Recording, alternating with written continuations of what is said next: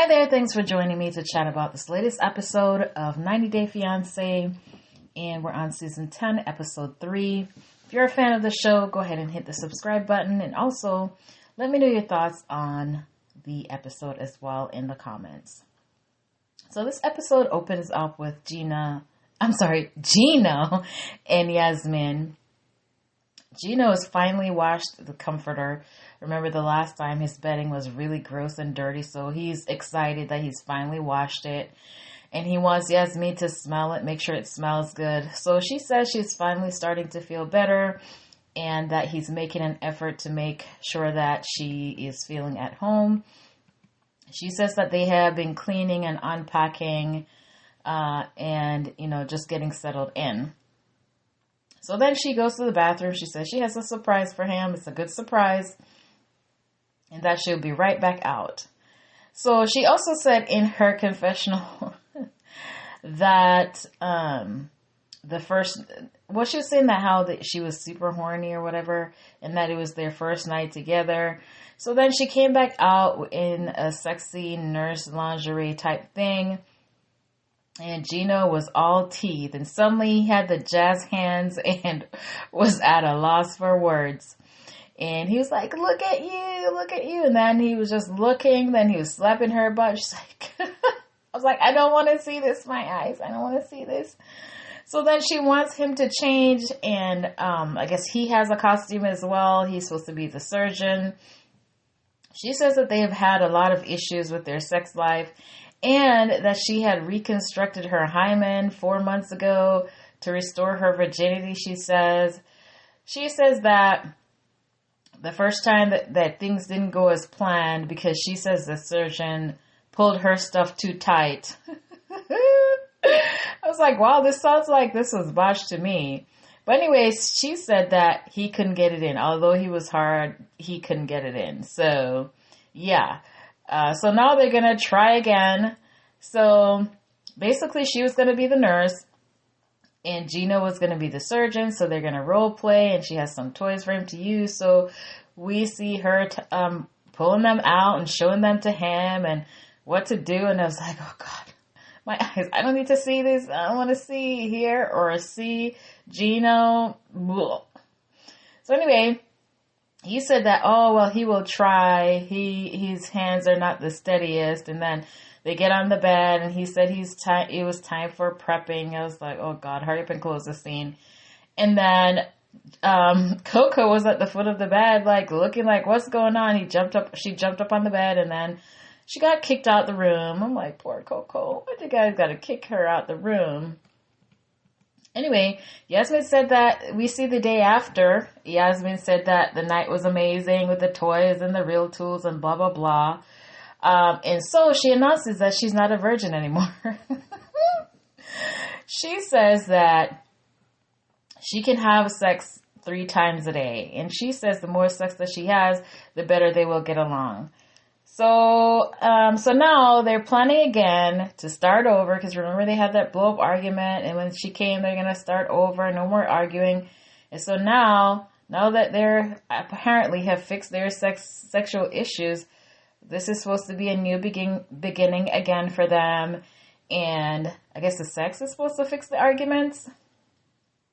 I'm like, oh, they're looking for a miracle, because they're not doing anything to address the fundamental issues in the relationship. So we see Jasmine, she's gone downstairs in the morning and she wants to replenish her energy.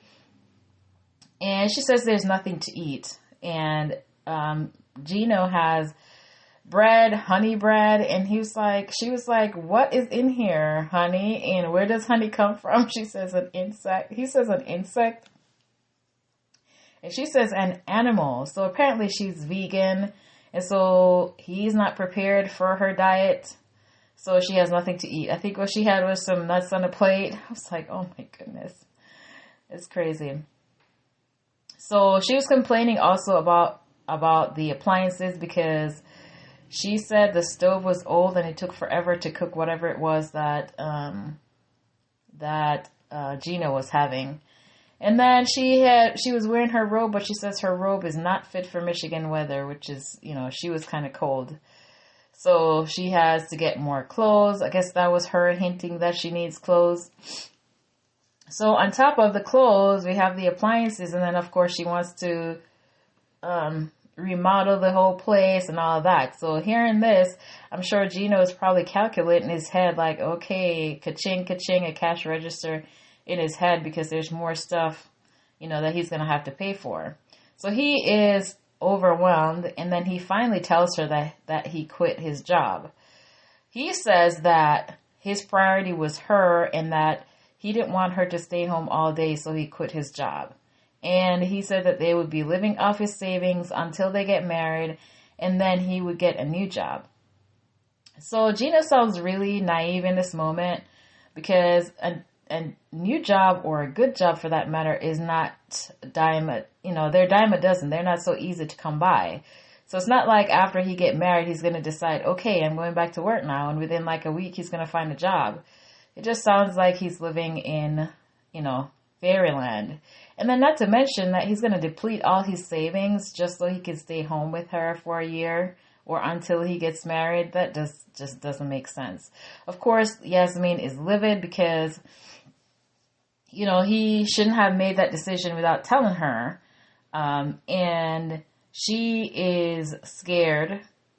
And, he's supposed to sponsor her and her children. And also that, I guess he's supposed to be bringing her sister here too. And so it kind of doesn't make sense for him to not have a job, because as a sponsor, you have to be able to prove your ability to take care of the people that you're sponsoring.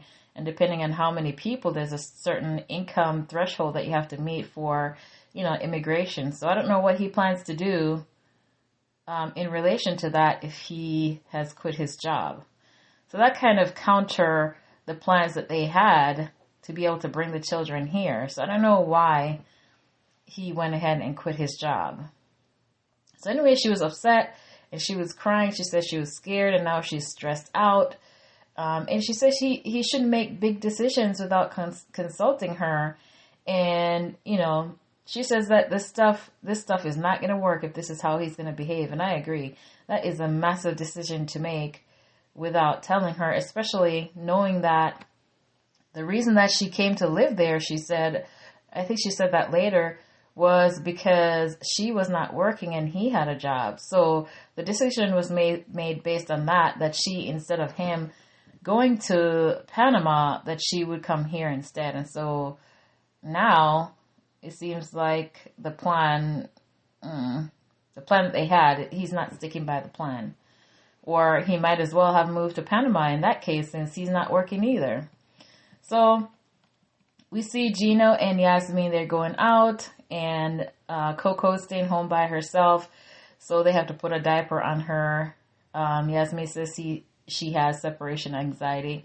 So as they're walking out, we see Coco standing on her hind legs, reaching up, and I'm like, oh, poor little doggy. So Gino's going to take her out to get a massage. They're going to have couples massage, which again is another thing that I guess he wants to treat her or make up for her being upset about him quitting his job. But then, it's kind of not a good financial move either, knowing that you have to be on a budget, you're not working, but then he's going out for couples massage. I was like, does this make sense to do right now? So anyway, she says she usually gets massages 3 times a week in Panama. I'm like, really? Who does that? Do people get massages that often? I don't know. That seems like an excessive amount of times to have a massage, but I'm sure it feels relaxing and all that, but who pays for that often in 1 week? So Gina says she's disappointed in how Jasmine reacted to him quitting his job. And he thinks she's worried about him being able to maintain her lifestyle, which could be a part of it. Of course, she wants to be able to live comfortably and also have the things that, the life or similar life that she was having in Panama. So that would make sense. But then also, the talks about bringing the kids here, that's something that is concerning as well. So I don't think it's only about, her preserving her lifestyle, but it's a major concern with the plans that they already have, that they would bring, her children here. So they're getting a couples massage, and Jasmine is talking about seeing his banana. And okay. And he has his hat, and then the masseuse is going to take it off, and he's like, no, no, no, no. So apparently Gino, which I'm new to the show, but apparently he wears a hat all the time because he's insecure about his bald spot. So he refused to take it off. So Jasmine asked if she could have a massage once a week, and he says maybe once a month, and she was like, yeah, she's not agreeing to that. She just feels like she should be able to have that, and it's more money better spent than spending money on all that junk food that he has in the house. So when the masseuse is getting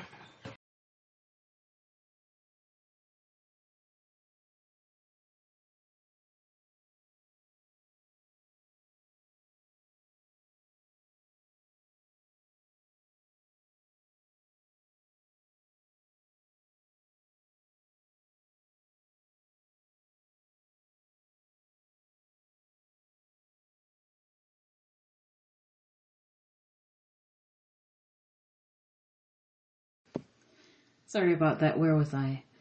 So when the masseuse was getting near Jasmine's butt, she yelps. And so she was like, that hurts. So I guess her butt is not fully recovered from the implants. So she's telling the masseuse not to touch that. So Gino was like, what's going on? Why does your butt hurt? And I guess he didn't know that she had the butt implants. And I don't know how he couldn't have noticed a difference in her butt. I don't know. But he apparently didn't know. So then she decides to drop the bombshell that she spent the wedding money on implants. And Gino was not amused. So he was so ticked off. Jasmine said that she was sad that Gino was mad at her. He asked, when did she do it? And she says, remember that one time when I said I had COVID? I think that's what she said. I was actually recovering from the implants. So she lied about why she wasn't out and about because, he had asked her why she wasn't out and about. And she was there recovering because I guess she couldn't be on her butt.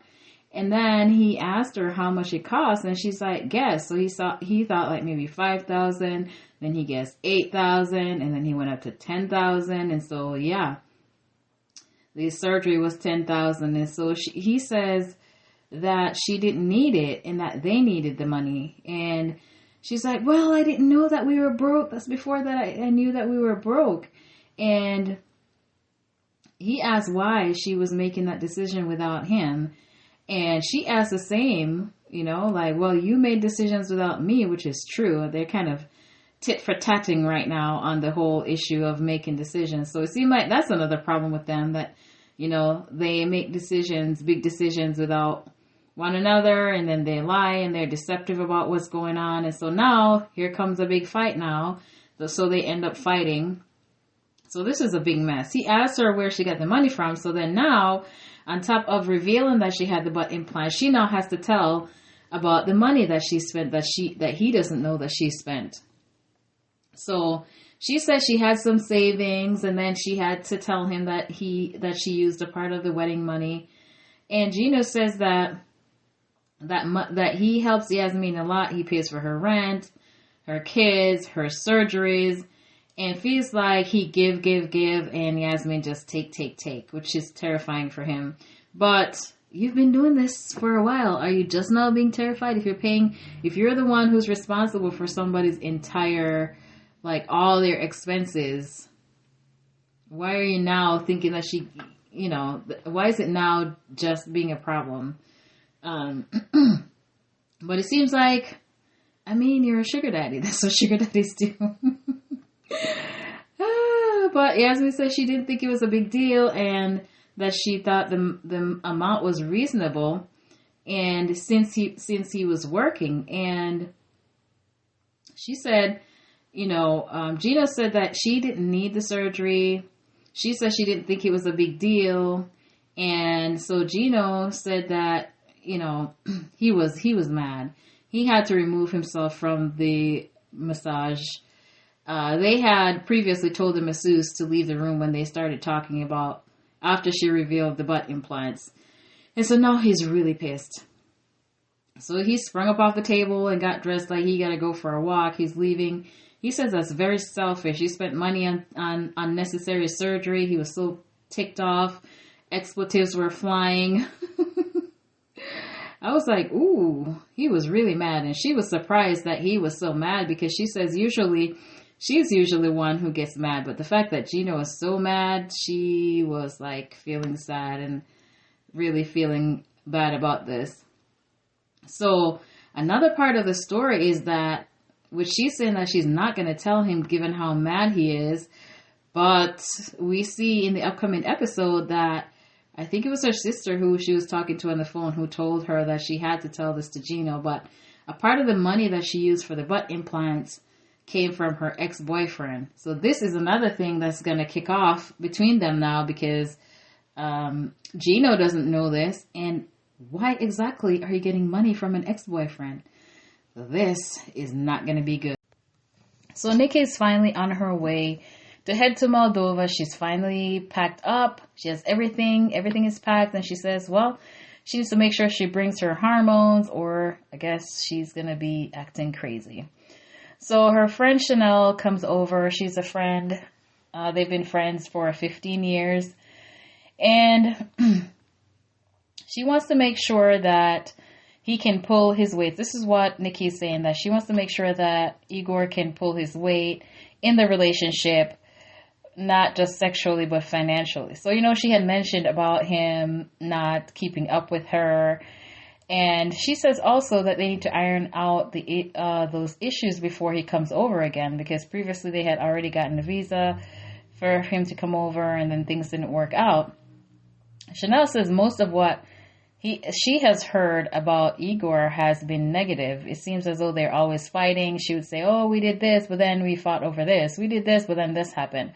So her friend is like really spilling the tea, the behind the scenes of what's really going on. She says Nikki also gives him a sizable allowance. I was like, ooh, so we have a sugar baby here too. She says that Nikki pays for his surgeries, his vacation, and God knows what else. She says that in the past, Nikki has had sugar daddies, and she's surprised to see that, basically she's now a sugar mama. So it's kind of weird that Nikki expects him out of nowhere to be financially stable when she has been the one supporting him financially. So that's kind of unrealistic and expecting this to be sorted out within 180 days. It sounds like she has a sugar baby, and sugar babies don't work or they don't pay. So I don't know how that is going to work out for her with these expectations. And I don't know was this something that they ever discussed? I guess they're going to discuss it now. So Nikki says that 15 years ago on their first try, she didn't feel like their love was ready, but she believes that he came back because he truly loves her and wants to give things a chance. It's very iffy, really, as to what his true motives are, considering this revelation from her friend. So then, next we see that Igor's at his place. He's showered and picking out his clothes. It's the day of now. So he's saying he's excited, but he also mentions the fact that they've been having issues due to the time zone difference. Sometimes they don't get a chance to talk because, he's tired, and depending on what time it is there versus time in New Jersey, he's tired. So he will see how it works here in Moldova with his family and his friends. And he also bought a new doormat. So this is one that he's going to put down, and Nikki's going to take the first step on it, which I was like, oh, that's kind of cute. He said he was nervous about her first trip there, especially this is the first trip after he has revealed that she's trans to his friends and his parents. He also worries about the relationship being accepted considering all of this. So, we'll see how that goes. So Nikki finally arrives at the airport, and we see Igor is waiting with a big bouquet of flowers. So she goes to the bathroom and she's doing a whole routine. So she's gargling, she's redoing her makeup, and we just see him standing there. I was like, how long is she taking in the bathroom? My word. So anyway, she came out and she looked over and she saw him and they hugged and all that. So it was kind of cool. But of course, you could tell with the difference there, like, you know, the people were just looking. And so this is a concern of Igor because she draws so much attention. So we'll talk about that a little bit more, a little bit further, because he talked about that as well. She says they fight and make up, but she always runs back and she needs to get beyond this cycle. So once again, this is, you know, maybe they need therapy as well to help them figure out like why, you know, they keep fighting. If they want to be together, what's the issue? And then maybe they don't need to be together if they're going to be constantly fighting too. So they're finally back at the car, and Igor's trying to fit her luggage. I mean, her luggage, he's got a sports, I think it's a BMW that he has. And so some luggage in the trunk, some in the back seat. It's kind of a small car. So during the car ride, she asked about the people coming to the engagement celebration, and he says it won't be a big party. It will be just close friends and family. And he says the whole thing stresses him out. The whole trans thing is kind of hard to accept. And so we see where they stop off at a cafe, and he says, you know, he's nervous and he feels like everybody's looking at them, and it's probably all in his head, but he's nervous about the whole trans thing. He says that women in his country will wear hair and makeup as well, but only on special occasions or when they go into party. But Nikki is made up and dressed up all the time, so this is strange for him. And he doesn't like the attention, that's going to be a problem because she's like this all the time. So if he can't handle the fact that she's made up all the time and that she's going to get attention all the time, then yeah, it's not going to work. And he's from a more conservative background, more conservative culture. So that's another problem that they're going to have to deal with. And I doubt that Nikki's going to tone down just for him. So they were talking about plans or whatever. He said it's better for them to do their plans in the day than at night, so then he can see how people are reacting. So he was saying, you know, you'd rather take me out at night to hide me or something. Why do you want to take me out at night? And he was saying about the way she dressed and her makeup, that she looks like a porn star. And Nikki was like, well, at least I don't look like a man. He also said that he was worried about her safety. She said that she was not going to be shelved in the dark. She's going to go out when she feel like, and he's not going to keep her in the house. So he wants her to be out during the day, and then at night they stay at home, and Nikki's not having that. So Nikki's kind of suspicious. He's like, well, maybe he's dating somebody from the nightlife, seeing somebody, but she feels like something is not quite right. Like, why does he want her to hide out at night? And so then, you know, the conversation that they were having in the cafe, he said they would talk about it more later. So that's where the segment ended with Nikki and Igor. So I don't know what these two are expecting, because they have so many issues. Not just culturally, you know, just being a woman culturally would be, you know, probably something that would be an issue. But then also you add the trans element to that. That could cause a huge problem. Then also she has these huge expectations of him now to be financially responsible and to be a man in the relationship, where he's a personal trainer or something like that. It doesn't seem like he has the means to be able to have any significant financial contribution to the household, especially since, you know, she seemed to like to have nice things. I don't know how he would be able to accommodate her in that regard, but we'll see how that goes. So in California, we see Sophie going to the outhouse to do her makeup. It's really dark in there, and so she has to leave the door open to get some light. And she says it smells bad in there too. Oh my goodness, it looks so dingy. But, you know, seeing from outside, you can see like insects flying around, swarming around the door. And so unfortunately, she has to keep that door open to get some light. So yeah, I know in the South we get a lot of insects when it's warm in the summertime, so I can only imagine, you know, between, you know, bugs and flies and mosquitoes. I feel for the girl. He says he tries to make it seem like it's a normal setup, but it's not. This is the first that I'm seeing that somebody who doesn't have an inside bathroom, where it's not like a cabin or a hunting shack or something like that, but a normal, house where you go outside to use the bathroom. So they made it through the first night. He's happy. And she says that as soon as she got into bed, she was ready to sleep, but Rob was on her. And it sounded like she was tired and jet lagged and didn't really want to be involved.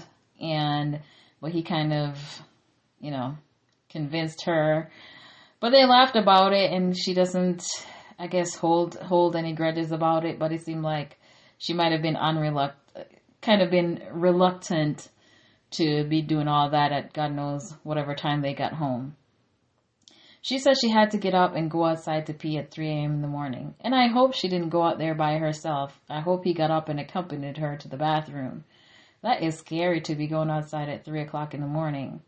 So Rob says she says she's used to houses in London, Dubai, Spain, blah, blah, blah. And then he said all that bougie stuff because she had mentioned having to get up and going outside and her little gripes about the bathroom situation. I was like, well, homes in the U.S. have bathrooms too. It's not exclusive to, luxury destinations. Like, what are you talking about? Which is the same thing Sophie said. She was thinking, she says, what's bougie about having a bathroom inside your apartment? She says it's not normal, which is true, but he's getting offended and she finds it annoying that she has to go outside to use the bathroom. He says he's going to bring her down to earth if she wants to be with him because he's a down-to-earth person. So he's trying to make it seem like she is uppity because she's not used to having to go outside to the bathroom. I just don't like this at all. So he's trying to make her feel like she's doing too much, having an issue with the bathroom. But why does he have to bring her down? It seems like he's insecure about his station in life. And instead of acknowledging her concerns or trying to say, okay, well, I'm working on something, try to move, or I'm saving up so we can find a better place or something like that. He's trying to force her to seeing it as something normal so she can accept it. He says that she has everything she needs, aka him, but not really, dude. Not really. He says that if they had an inside bathroom, it would be a dirtier house. What? So everybody who has an inside bathroom has a dirtier house? This is the first I'm hearing of this one. And he, of course, gets defensive. Like, what did I say last night? We're not going to talk about this every day. So he is very the minute that she brings up the bathroom or anything related to using the bathroom or anything related to the layout of the house, he gets snippy. He doesn't want to keep hearing about it. He's going to talk about, how he went on to talk about how her family pays her rent, blah, blah, blah. And it really isn't about that. It's him being insecure and his ability to provide. That's the problem. And he's taking it out on her, as if she shouldn't say anything at all and just, shut up and go use the outside bathroom, basically. She should have made this clear, though, before moving over here about a timeline that she wants to move. I mean, she has been here before and she knew the setup, but if she wasn't happy with it, she should say, I can work with it for 6 months and then we have to find a better place or something like that. But he's annoyed every time she brings it up. And this is something that I feel like they should have talked about before now. But I understand that she's young and maybe not thinking that far ahead. And maybe she's thinking, things are going to work themselves out. But with his attitude, I don't know that they are, because he seems very comfortable in this little place that he's in.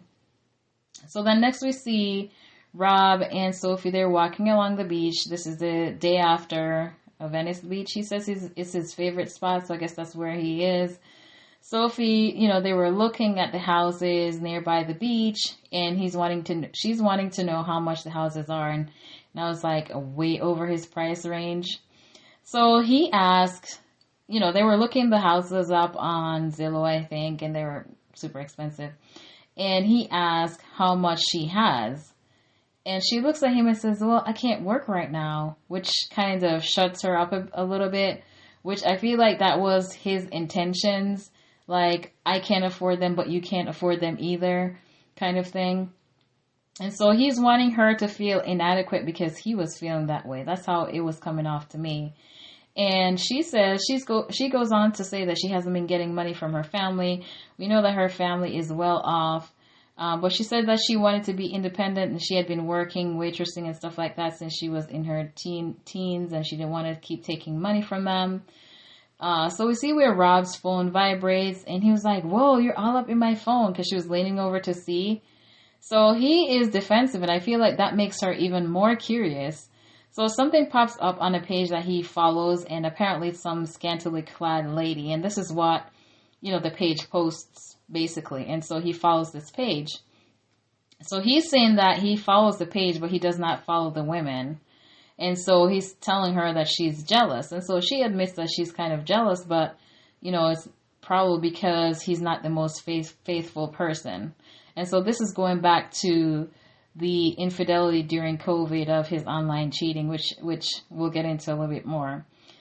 He says that, didn't you find me on a page like this, a page for good looking guys? And so she's saying, well, I was single. I'm not single anymore, but you found this page with women on it is a little bit weird. So she admits that she's kind of jealous as well. But she said, although she forgave the cheating, she's worried about whether she can really trust him. So this is another thing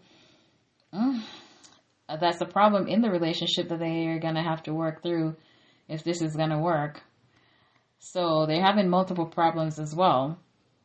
So we see them walking, both her and Rob walking the dog. And I think he asked if she would want to walk the dog by herself. And she says, no. She doesn't feel safe in the neighborhood, and she says she can't wait to see the nicer parts. I'm surprised that he didn't blow up at this as well, because he gets defensive about everything because, he's not living the way he should for his age.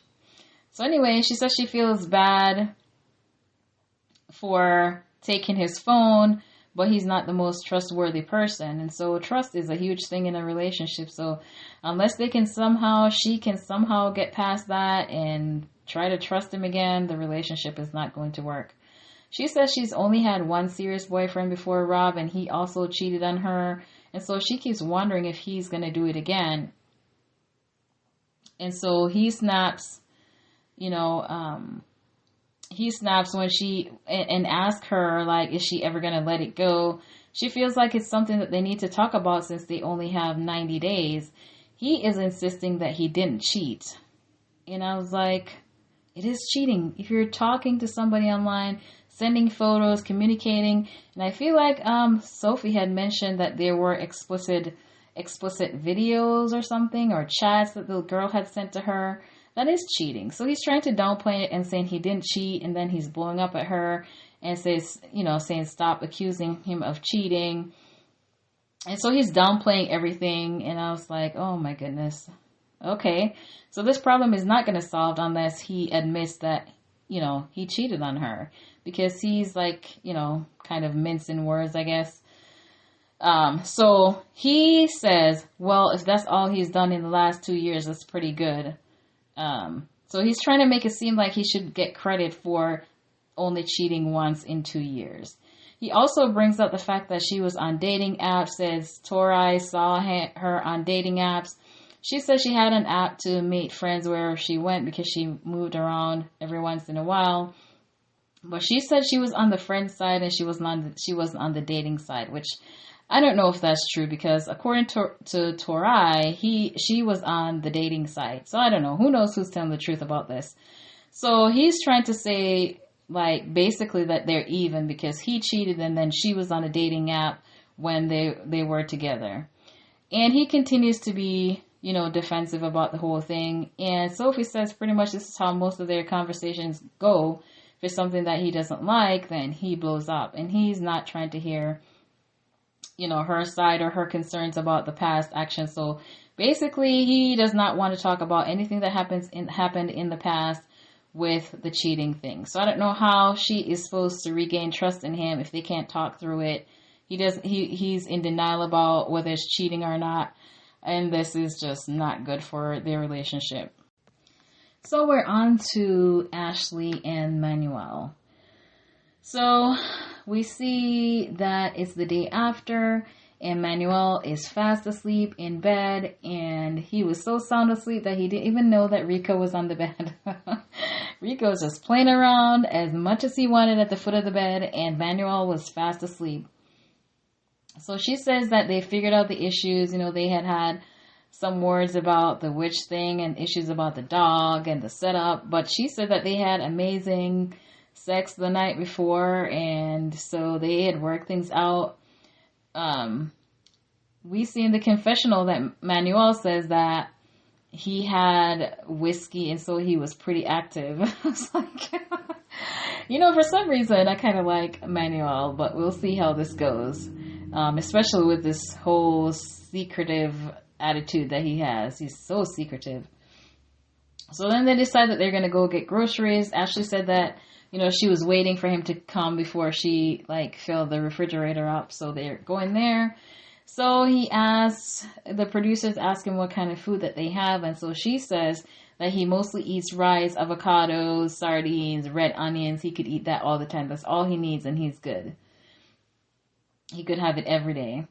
So they go to the restaurant, and so she's explaining. They go by the aisle where they have the vegan products, and so she's explaining the stuff that it's meat, but it's not real meat, and all this stuff.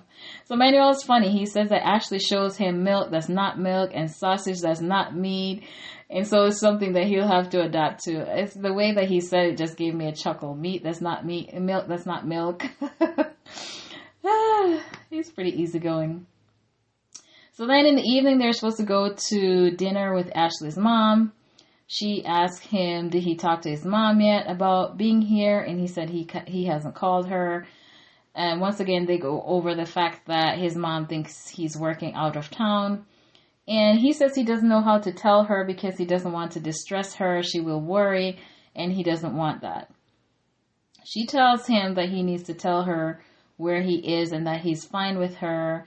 And his mom needs to know where he is. But, she also dropped some information in this episode that he has 2 teenage kids and says she hopes that they know about her. So it doesn't seem that she even know if he told them about her. And doesn't sound like she met the kids either. So what really is going on? Why is Ashley so separate? She's just in his life, but completely separate from the rest of his family. I hope Manuel is not up to no good. That's very strange. So it doesn't seem like Manuel is forthcoming about sharing his personal life with anyone. He's so secretive, and that really worries her, and I would too. What are you hiding? Why can't she meet the family? So this is very strange behavior. How could you leave an entire continent without telling anyone? And she should have met the family before he proposed, or upon proposing, or at a minimum, she should have met the family before he left the country. So why hasn't she met the family? This is very strange. I wouldn't want to marry somebody that I knew nothing about. I don't know their family, haven't met their family, they don't know me, I don't know anything about them. It's very strange. So later we see that it's time to go see Ashley's mom, Stacy. They're going to go meet at a local Mexican restaurant. It's funny that they're going to a Mexican restaurant.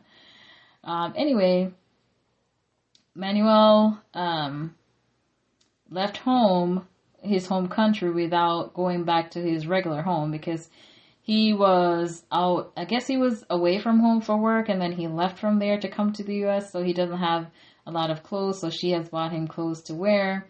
Manuel says he has talked to Ashley's mom before, but only to say hello due to the language barrier. And he hopes that the family will like him. So we see where they meet at the restaurant. It's Ashley's mom, her sister, and her sister's partner, Samuel, who were at the dinner. Ashley also says her and her mom grew up together because she had her at a young age. So we see where they're using a translation app for her mom to be able to talk to Manuel, and the first thing that she asks about is about babies. Manuel says that they still have time, and her mom's like, no, now, quickly, I'm getting old. So in the confessional, Manuel says that lady wants a baby too much. It's so funny. I got a little chuckle out of that too. And her mom asked if he misses his family, and this is when he revealed that he left without telling them. And so her mom was like really shocked, and they, both her and Ashley's sister, asked why. And he says that there was something painful about traveling alone and then having to give that last hug and having to say goodbye to their loved ones. And I guess he didn't want to do that. Her mom really has a problem with that, and especially with him lying to his parents about his whereabouts, because his mom thinks that he's away at work. And he is in the U.S. and she doesn't know. Ashley says that she wished that things didn't happen this way, but she's kind of glad it did because, of course he's here now, but still, she wants him to get in touch with his mom as well. Manuel says that they've gotten stronger and that things will be better, and her mom was like, time will tell. She's not buying quite what he's selling, and I don't think he's making that great of a first impression with her, given the fact that this whole thing with how he left Ecuador. She is not buying it at all. So she wants to make sure that his intentions are good and that he will take care of her daughter. And then she says that she wants to give them, a little bit of advice before they leave, and that, she says that, communication is very important, and that's the main thing that has, contributed to her marriage lasting as long as it has. Manuel says in the confessional that her mom is upset, that she wouldn't want her kids to do that to her, and she may not like that it's happened, but she has to accept it. And he says, it's me. So basically, I'm secretive, that's how I am, and you need to accept it. Oh well.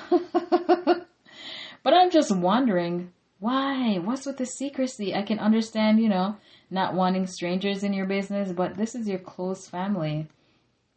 Why can't he tell them? What's he hiding? This would make me very nervous if it were me. But anyway, the dinner went okay. And then the next day, I think it's the next day, you see they're walking the dog. And she says Rico has made a bed by the bed. He's got his little pillow and all his stuff there. And Ashley says that Rico and Manuel are going to be best buddies. She thinks that they will. She asks Manuel if he wants to pick up after the dog, and he's like, hell no, that's your dog. And I don't blame him. Like, look, that's your baby. You're going to have to do the work. So we see where Manuel cooked, and it looked delicious. She kind of liked it. It was spicy, and she asked him if he learned to cook from his mom, and he said, sí. And that was it. Crickets. He didn't really elaborate. He didn't say anything, He didn't tell any stories. He didn't, nothing. He just said yes. It doesn't seem like Ashley knows anything really about his family. Does she? I would be surprised if she did, based on how he just shares so little. Ashley says that she thinks that it's time that he calls his mom because she's feeling really bad that she doesn't know where he is. He in the confessional says that his family supports him coming here, and he didn't want to tell his mom because he would probably change his mind. And he is her first son.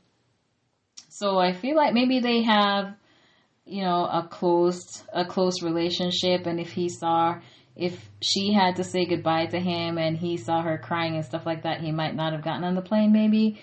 That's the impression that I'm getting. But still, you're an adult. You still got to face certain things. You can't avoid this all your life. So Manuel and Ashley go to the garden to make the video call to his mom, Blanca. And his mom asks where he is. And she tells him, and she asks why he left without saying goodbye. And his reason was that things were happening so fast he didn't get a chance to say goodbye, which is not true. And she asks him not to forget the family that he left behind, and she tells him that she loves and misses him. He's obviously very sad, and maybe that's a part of the whole avoidance of saying goodbye, but Like I said, he needs to grow up. It's not the right way to go about things. If something happens to him, his family would have no idea where he is. Then during the conversation, it seems like the connection dropped out before he properly ended the call with his mom. But he said that he took care of the family. He stayed with his extended family, his mom, his siblings, his kids, and that he was the head of household and he always took care of the family. He says he feels bad and is worried that he may not be able to help them out, but essentially he has to live his life, and that doesn't mean that he's going to forget them. So this couple, I wonder what Manuel, is hiding. He seems to be a really nice, laid-back guy. I get a good vibe from him, but this whole secrecy, it's really strange, and I wonder what's behind that. It could be something small. It could be something really